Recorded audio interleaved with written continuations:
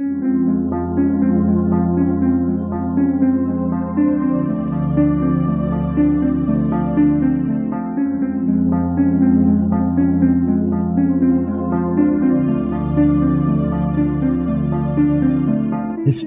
tells the story of the world and of our lives.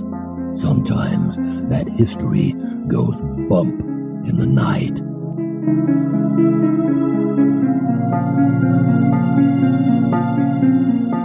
Broadcasting from the center of oddity and the supernatural in Central Florida, it's the History Goes Bump podcast.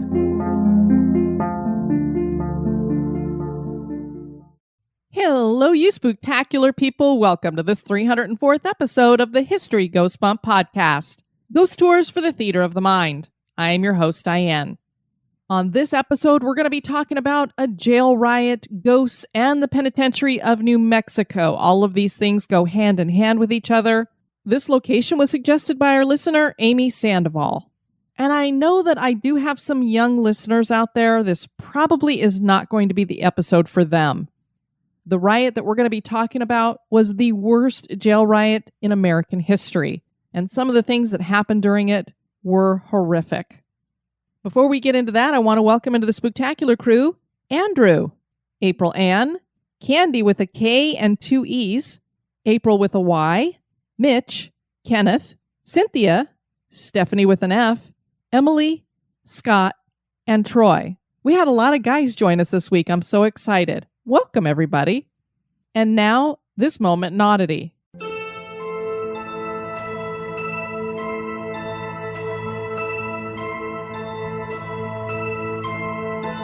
The Earling possession took place in 1928 and is said to be one of the most well-documented possession cases of the 20th century.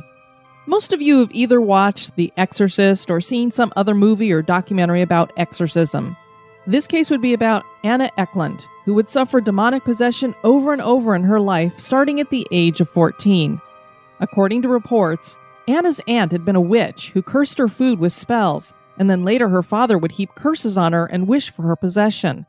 Father Theophilus Reisinger, a native Bavarian and a Capuchin monk, would be the man to finally free her when she was 46 years old. If this account is true, Anna displayed some of the most horrific and bizarre behavior. Father Theophilus took Anna to Earling, Iowa, to the convent of the Franciscan Sisters on August 17, 1928.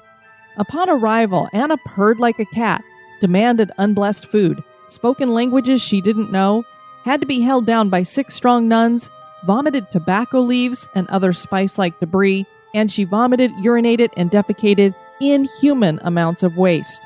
The really unbelievable stuff included her lips growing to the size of her hands. She levitated many times. From a prone position, she leapt from her bed onto the wall above the door, where she maintained a position of crouching, defying gravity, and her body would bloat to twice its size. The claim was that Anna was possessed by many demons, described as, quote, a swarm of mosquitoes. On December 23, 1928, Anna stood erect on her bed and then crumpled back down as the demons left her, each one calling out its name as it left. The exorcism was done in 3 rounds and took 23 days in total.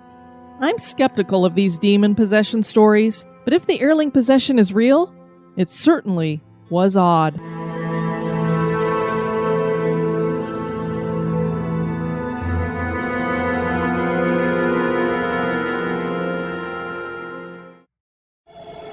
Pull the covers up tight. That chill you feel isn't the air conditioning.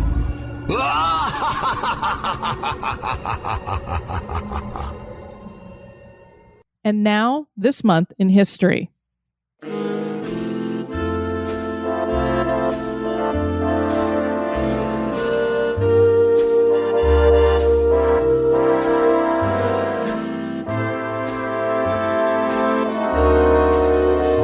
In the month of August, on the 22nd, in 565, the Loch Ness Monster is spotted for the first time.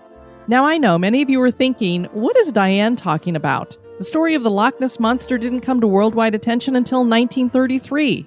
That is true, but the first sighting supposedly was much earlier. The Loch Ness Monster, or Nessie as it came to be known, was named for the place she was said to inhabit in the Scottish Highlands. It was a dinosaur-like creature with a long neck that had one or more humps protruding from the water with these front flippers to help it get around.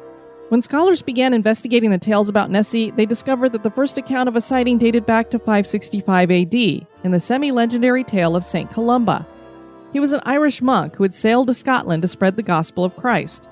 As he traveled to the land of the Picts, he reached the river Ness and found some people burying a friend. They told the monk that the man had been attacked by some water monster that had snatched at him as he was swimming and bitten with a most savage bite. After that, St. Columba ordered one of his acolytes to go fetch the boat, which meant swimming across the river.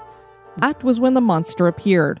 The story goes that the monster was lying hidden in the bottom of the river and suddenly emerged and, swimming to the man as he was crossing in the middle of the stream, rushed up with a great roar and open mouth.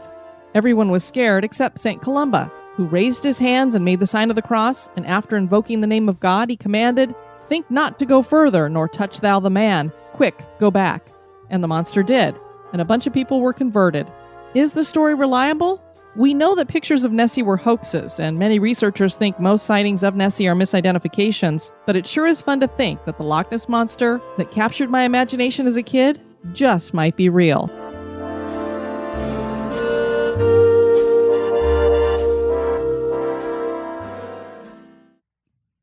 Jails and ghosts seem to go hand in hand. So much dark and negative energy in one place. Inside these walls have resided some evil or bad people, and even some innocent people. Those accused or guilty of some evil doings. The Penitentiary of New Mexico has the dubious distinction of being the site of the worst prison riot in American history. Prisons are already notorious for being havens for paranormal experiences, but what ensued during that riot left behind a residue just begging to feed negative spiritual energy. There are those who claim the land here is cursed. Join me as I explore the history and hauntings of the Penitentiary of New Mexico.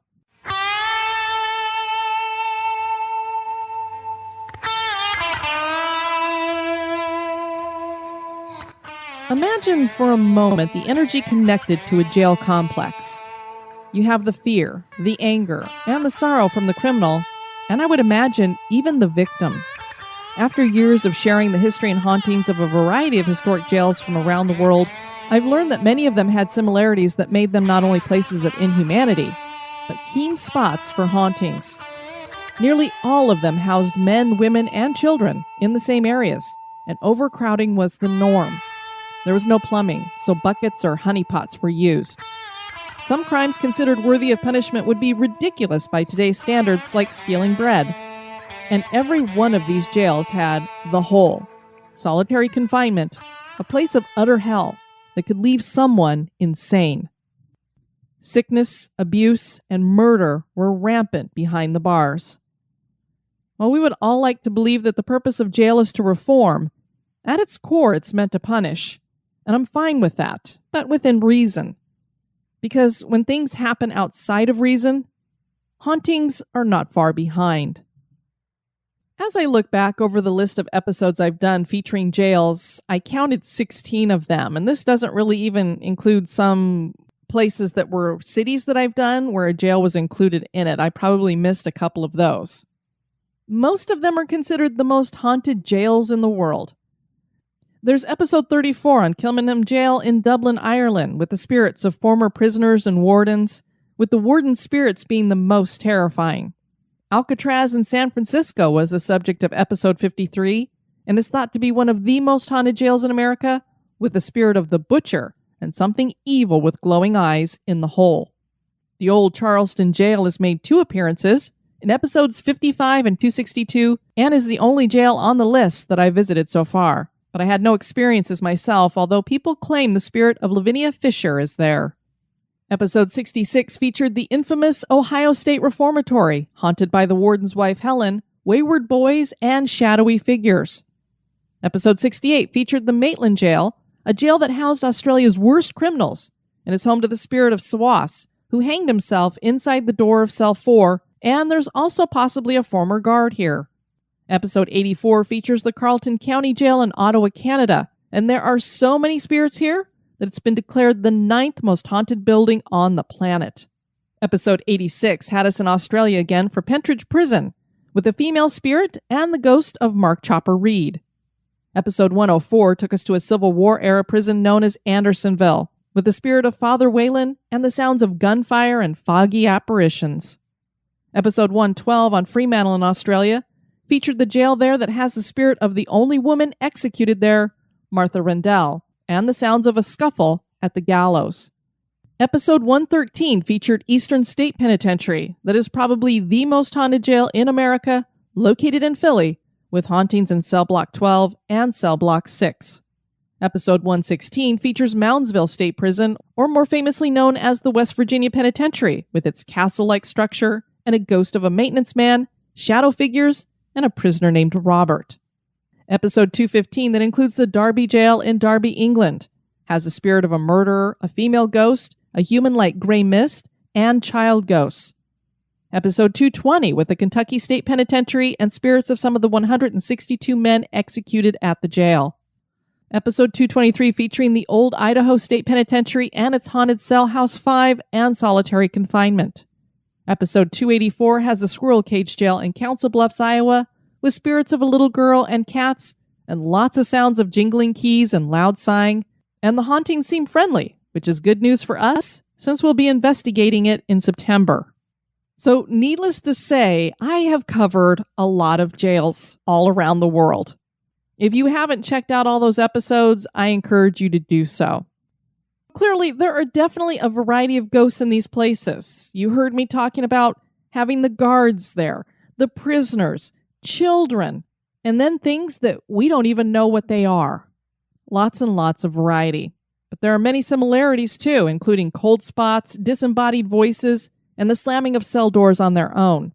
Added to this list of haunted prisons is the penitentiary in Santa Fe, New Mexico. Parts of it are still open today as a maximum security prison, but the jail that was original to all of this dates back to the late 1800s. Congress had authorized for New Mexico to build a prison here in 1853, and it would not be open until 1885, so it took it a while to get built. This would be the original Old Main, and the design was based on the same plans used for Sing Sing and Joliet. This prison would put the prisoners to work making bricks, and this would be its first industry. The next industry would be building highways, and New Mexico would be the first western state to use prisoners to do this work, starting in 1903. So I imagine here you have your first chain gangs working on the highway. It would seem that this prison and Riots would have a long and tense relationship. The first would take place on July 19th, 1922. Prisoners were angry over the overcrowding, excessive force used by guards, and the bad food. The inmates were all out of their cells and refused to go back to them when the guards ordered them to do so. The tower guards apparently weren't fooling around, and they just opened fire, killing one prisoner and injuring 5 others. They were reprimanded for their obvious heavy-handed approach, and a report claimed that guards had a failure to understand how to control a prison population and were inexperienced. Despite decades passing before the next riot, nothing would be learned. The second riot took place on June 15, 1953, and was fueled by inmates protesting excessive force used on them. They grabbed Deputy Warden Ralph Tahash and 12 guards and held them hostage. By the end of this riot, 2 inmates were dead and several others were injured. It was decided after this riot that it was time to build a new facility, and that was done in 1956 at a spot about 11 miles south of the original, and they would dub it the main unit. This was a bad place to build. The land here is said to be cursed. More than likely from something that happened back in 1680. Spanish settlers had moved into the land that was already occupied by a Native American tribe. So obviously we're going to get some bad blood going on here, a lot of tension. Add into the mix that these Spanish settlers decided to make some of these Native Americans their slaves, and those tribe members decided to revolt. They stripped the settlers naked and beat them. During that revolt, 400 settlers were killed. So this prison was already haunted by something before it was even built, because that land was drenched in blood.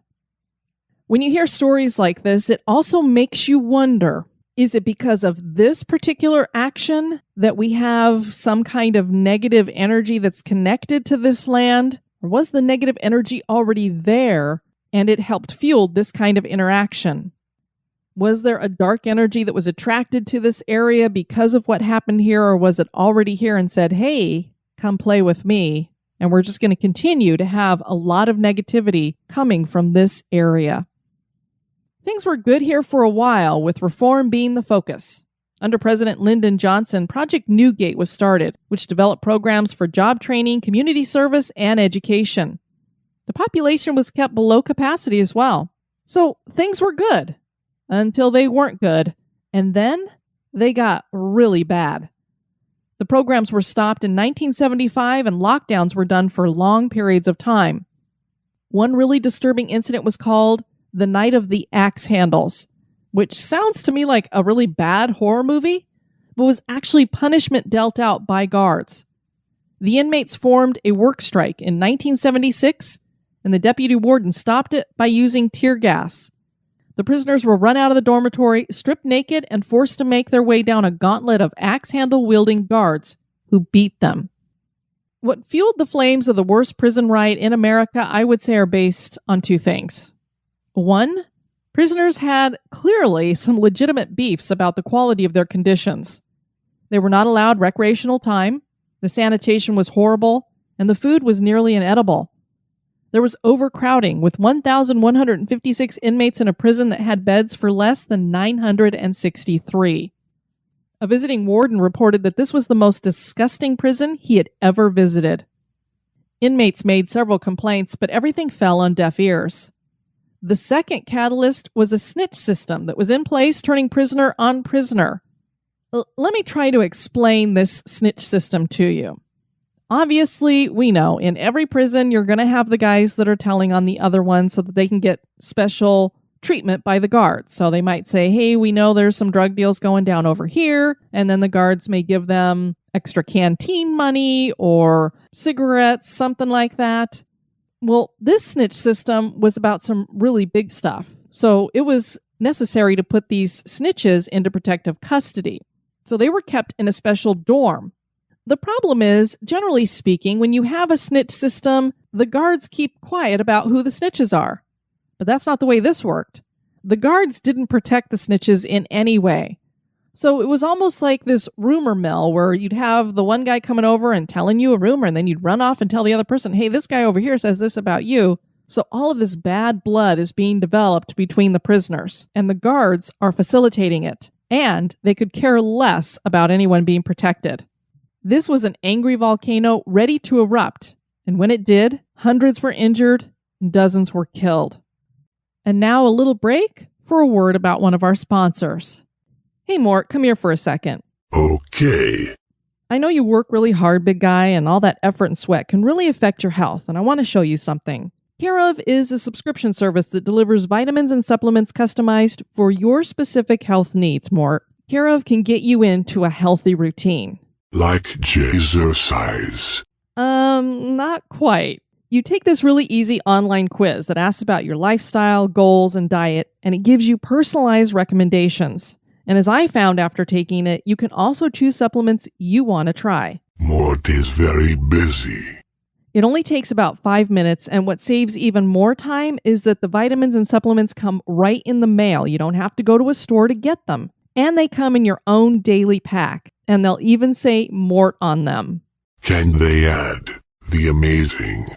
I'm not sure Mort the Amazing will happen, but what is amazing and different about Care of is those little packets are compostable. So they rot like a body? Yeah, sort of. Check out Care of's website for tips on how to compost those packs. And you'll be happy to know they have vegan options, Mort. Mort is lactose intolerant.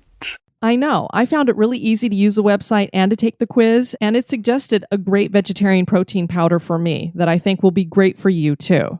If you guys want to join Mort and I on this new easy and healthy routine, go to takecareof.com and enter code BUMP, B-U-M-P, and you'll get 25% off your first Care of order. Again, make sure you go to Take Care Of, not Care Of. It's takecareof.com, enter code BUMP, B-U-M-P, and you'll get 25% off your first Care Of order. Takecareof.com and enter code BUMP.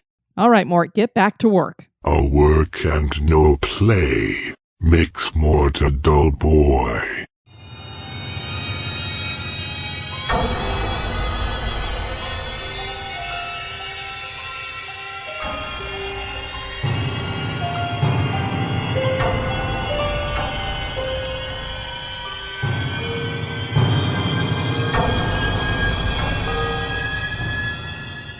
So here's our scene. This is cell block 4, and the date is February 2nd, 1980. This cell block is at the far northern end from the control center. This contains the E2 dormitory, which was specifically designed for minor offenders. Due to construction, some of the most hardened and violent prisoners were moved to E2. That's right.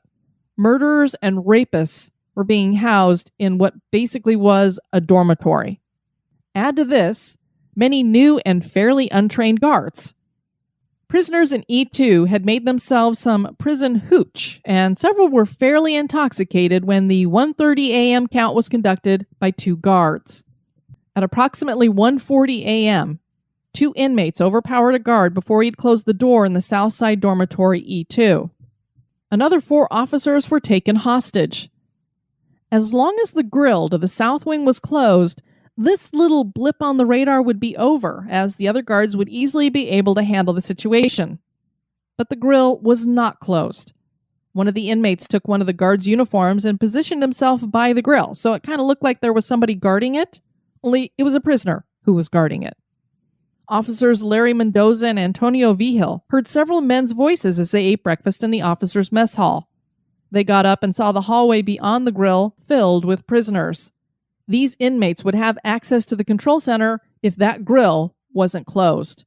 They knew the situation was urgent. They ran to the control center and warned the officer inside about the growing situation, and then they took refuge in the north wing of the prison. So, yes, indeed, no attempt to close the grill. They just run and tell the guy, "You got trouble coming, we're out," is what it sounds like happened to me. The inmates stormed the control center at 2:05 a.m., smashing the, what was supposed to be bulletproof plate glass window with a brass fire extinguisher. And this gave them complete control of the prison. They could open and close almost all of the cell doors. Not all of them. I don't know if there was something that was broken in the mechanisms, but that they were going to have to go and open some of them manually and couldn't get some of them to open. But for the most part, they were in control of the prison at this point. Some things I want to point out. Not only do we have these 2 guards who just run off and leave the situation there, but this seems like not a whole lot of guards for the amount of inmates we've got here. We have 6 of them that are now hostages and 2 of them that are hiding, and I imagine the one who was in the control center, I don't know if he ran off or if he was taken hostage too at this point, but that doesn't seem like very many guards. And I can't believe that. How do you leave something like this grill open that is so important to holding inmates in a certain area? I don't know. What did they think? They were all just sleeping? Around 2:30 a.m., several inmates broke into the infirmary, and they started dealing the drugs that were there. Because folks, they don't just get a few drugs in a few bottles. They buy in bulk in the infirmary. So they have bulk drugs there. We're talking all kinds of stuff because they had people who had mental illness that needed to be on medication. So they're not only drunk on hooch, they are now high too. And they all started talking among themselves about what they should do with the guards and how they were going to punish the snitches.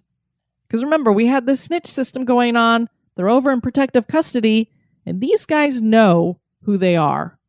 The most brutal and dark place in man was open this night. Whether it was supernaturally influenced or not, it would be pure evil. Execution squads formed, and groups started carrying around acetylene torches that had been left by construction workers. They used the torches to cut into cell block 4, where many snitches were kept in protective custody. This happened around 7 a.m. The reason why it's taking them so long to get into this is, again, they had to use these torches to get in. They could not use the control center to open cell block 4, so it was taking them a while to cut through the bars there. The Attorney General's report about the riot stated, quote, "Some impatient killers threw flammable liquids into locked cells and ignited them. And when the groups got a hold of their victims, they stabbed, tortured, bludgeoned, burned, hanged, and hacked them apart. No amount of begging spared anyone the execution groups were set on punishing. And no amount of begging from the inmates, now trapped in cell block 4, got officers outside to attempt to save them, even though there was a back door to route them through. The reasoning was that as long as the guards weren't being killed, negotiations would continue. The guards weren't being killed, but they were being hurt. 12 of them would be beat and raped. The snitches were beat, raped, dismembered, burned, and one was decapitated with an axe. The axe marks can still be seen today. The official report stated that the violence had spent itself by 1:30 p.m. on Sunday, February 3rd, and the National Guard finally went in and retook the prison. They found 33 dead inmates and more than 100 others injured, including the 12 guards. Unbelievably, Old Main would remain open until 1998. Systemic reforms did follow, although there are claims that abuse continued until it was closed. Hollywood has used the Old Main as a setting for filmmaking. The Longest Yard and Zero Dark 30 were both filmed here. Shortly after the riot came reports of weird phenomena. Inmates claimed to hear disembodied screaming, and guards started having problems with cell doors opening and closing on their own. The most consistent story about this prison are experiences with shadow beings.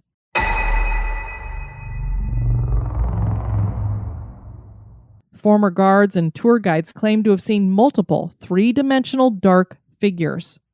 And the reason why I wanted to emphasize that these are three-dimensional is we all know our shadows are not three-dimensional, they're two-dimensional. So to have something that is three-dimensional can be pretty terrifying.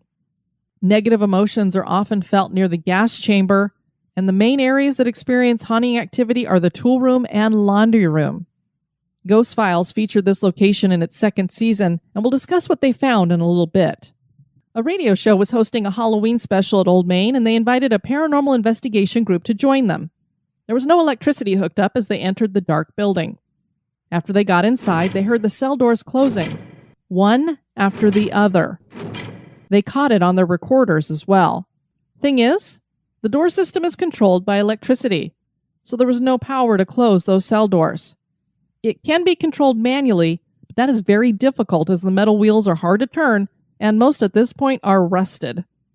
The group checked to see if the doors had actually shut, or if they were just hearing residual sounds, and the cell doors were indeed shut. A producer on a film being shot at Old Main picked up one of the actors from the airport, and he said he wanted to take him by the old prison before shooting the next day so he could get a feel for the place. By the time they arrived, it was already dark, so they grabbed a couple of flashlights. Their first stop was cell block 4, and the producer pointed out the axe marks on the floor where an inmate had been decapitated. Then he showed the actor the outline of a human figure that had been burned into the floor when an inmate was tortured by a welding torch. Then he challenged the actor to sit in the old gas chamber, and the actor actually agreed to do it. As they made their way to the basement, they saw a light at the end of the corridor, and they found out it was a lit candle. The candle was sitting on a chair in the room used for viewing executions. The actor chuckled and patted the producer on the back, telling him that he'd done a good job with this prank. Only the producer hadn't done this. The actor stepped into the gas chamber and sat down. When he looked up, he could see that the producer was peering into the chamber, and he looked scared and was clearly staring at something behind the actor. He spun around and saw dark figures there. The producer waved for him to get out and then took off down the corridor. The actor was right behind him, and both men ran until they got to the ground level. An actress named Sandy had been at the prison working on a film in which she played a prisoner. On Ghost Files, she informed Steve that she had a truly chilling experience. The crew had already been feeling and seeing strange things like shadowy figures that would run by. The crew was filming a scene up in the cells when Sandy got locked into one of the cells. They eventually got her out, and as she was exiting, she heard a male voice behind her say, "Hey, how you doing?"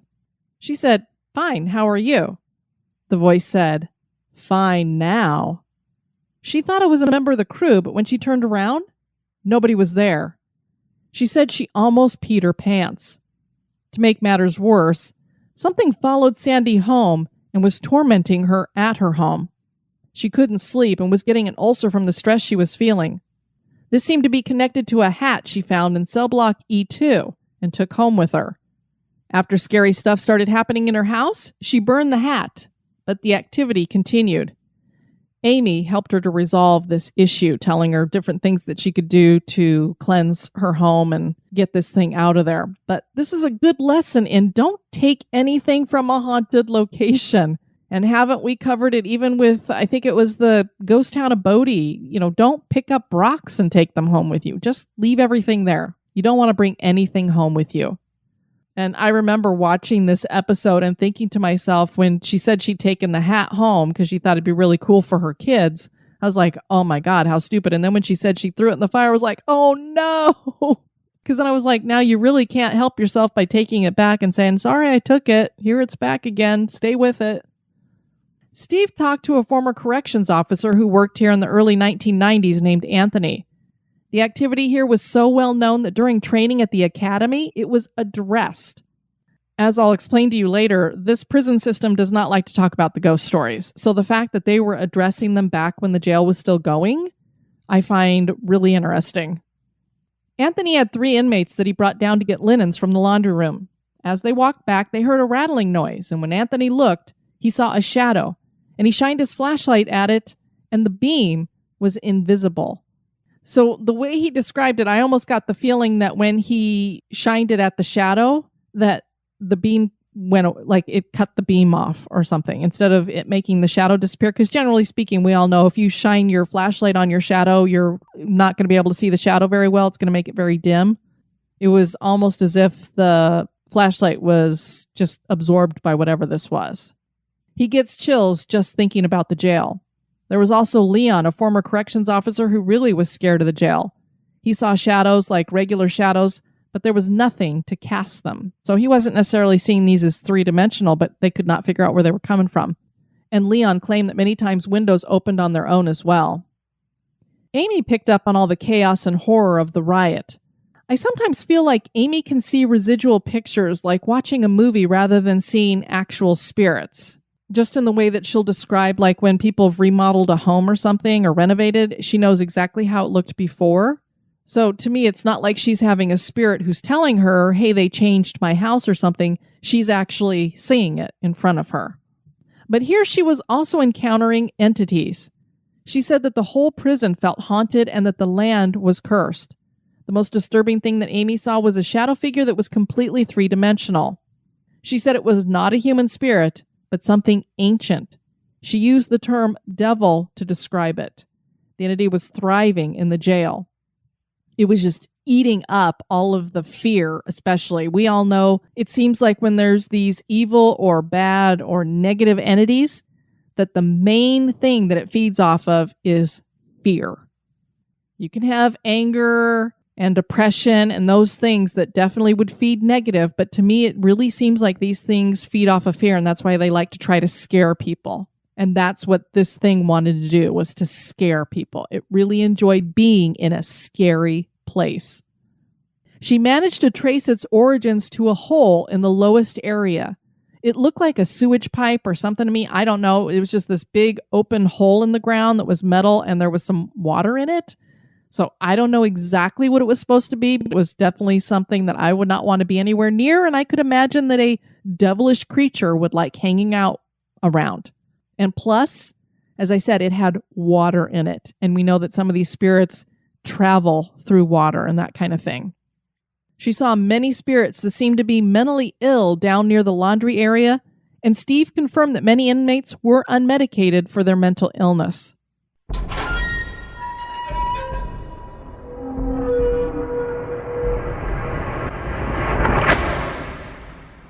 The New Mexico Corrections Department started the Old Main Tours in 2012, and so you can tour the facility and hear the stories about the riot, but don't expect to hear anything about ghosts.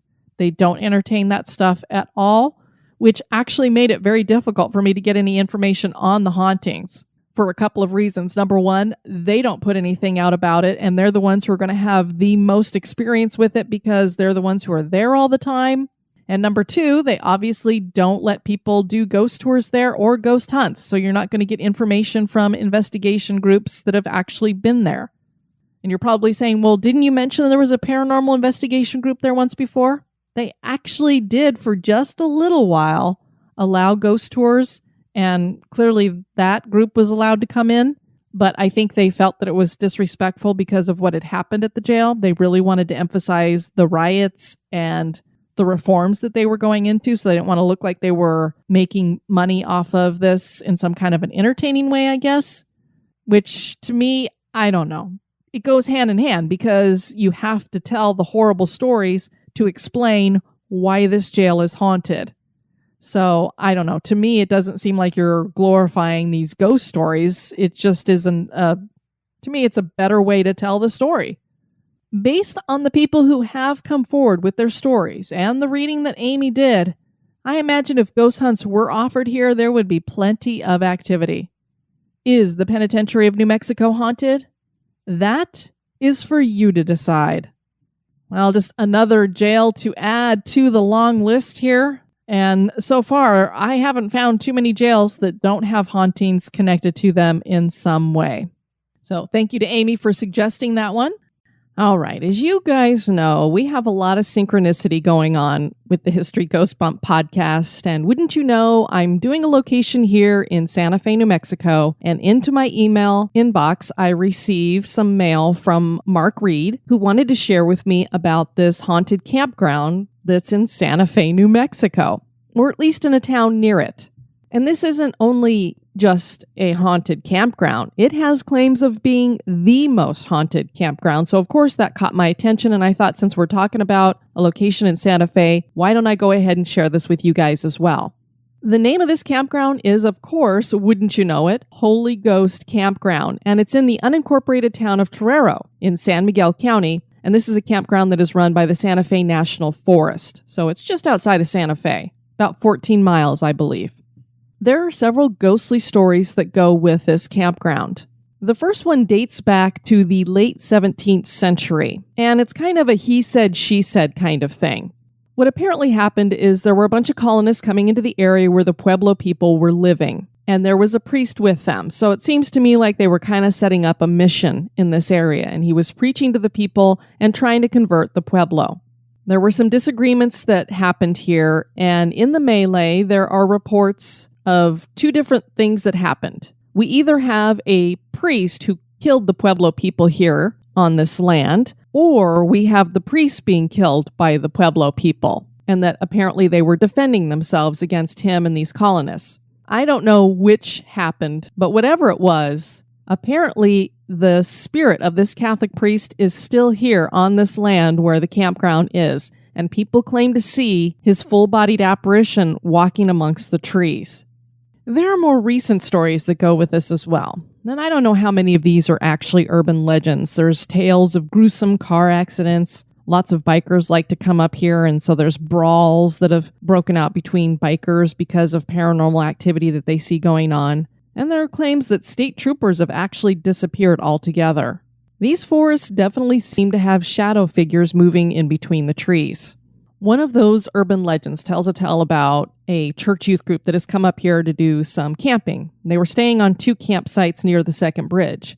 In the middle of the night, a group of bikers came up, tore up the tents, and took 4 of the kids with them, 3 girls and a boy. And they apparently killed them somewhere along the way and had dismembered them because parts of their body were found over in Las Vegas, New Mexico, and their heads were up closer to Wagon Mound, which is about an hour and a half away from this campground.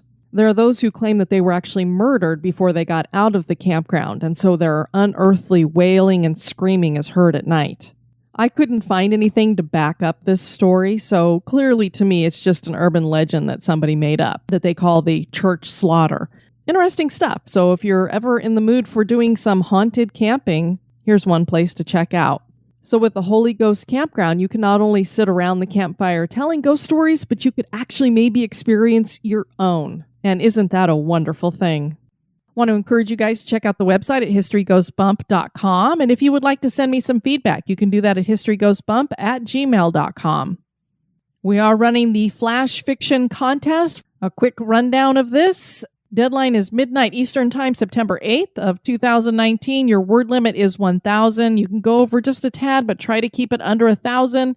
And a creepy or scary story, science fiction, something of that nature. We're going to have 3 winners, and then we'll have some runners up as well. So good luck and get your entry sent in.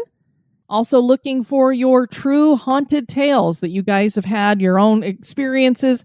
Doesn't have to just be in a historic location, but we'll be sharing those on the Halloween episode as well.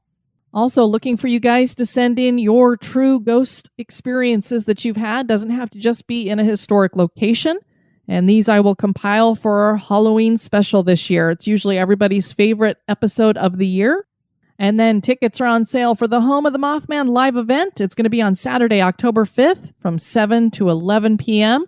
I'll be doing that show with the guys from over at the Brohio podcast and Jerry and Tracy Polly of Hillbilly Horror Stories. We had to change the location because the one that we had booked to use is closed. But this one's even better. It's the American Legion Post 23. And apparently, folks, it's haunted. So I'm going to bring some investigation equipment with me. And we'll see if we catch anything while we're there. It should be a great time. This is going to be in Point Pleasant. I am going to be getting a room over at the Lowe Hotel, which is also haunted. So I'll be doing some investigating there too. I have information up on the History Goes Bump page. If you look up at the top, it's pinned up at the top where you can get your tickets, or you can head over to the website at historygoesbump.com and look under the events tab, and it's there, and it has the link where you can go get your tickets. Be sure to do that before they get sold out and you get your spot. And remember, if you come, you get one of those meetup pins, and you only get those pins when you do a meetup. So they're very special. Not many people have them.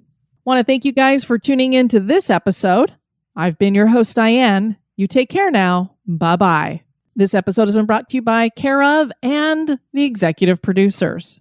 Dispatches from the Grave Digger. Want to thank Chelsea Bishop for your one-time donation. And we want to welcome into the necropolis Stephanie Shirley. You're going to be getting a spot on the niche wall. Candace McCreary, you will be getting a chest tomb. And Michelle Nelson, you're going to be getting a garden tomb. Thank you to you guys for the support of the show. It is greatly appreciated. You can find History Goes Bump on Spotify, iHeartRadio, Stitcher, Apple Podcasts, Pandora, Google Play, and anywhere you can listen to podcasts.